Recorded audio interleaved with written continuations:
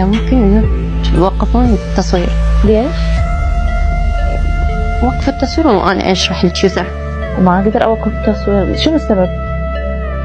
إيه وقف التصوير حتى أنا أحكي لك، لأن أنا بلشت أسمع أصوات براسي. يسر وقف التصوير، وقف التصوير. إيش بيش خفتي يسر؟ عايزة أوقف التصوير بس قولي لي شنو السبب؟ أحسك خفتي من عندي. مو خفتي؟ عبالك أنا مريضة نفسيا جاي أقول أنا جاي أسمع أصوات براسي، جاي تقولي إنه أنا لازم هسه أرتكب جريمة.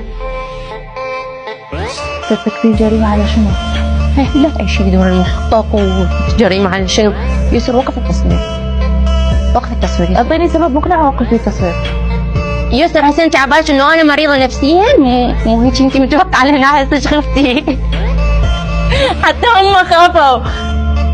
خفتي الله عليكم صحيح؟ أنا مريضة نفسيا.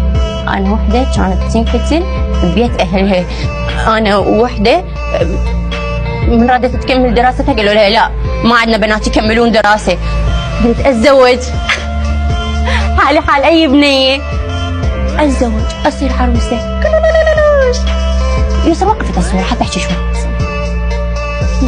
إحنا جو أكمل لك هسه. قلت إنه أنا خلاص أتزوج وأعيش ملكة ببيتي.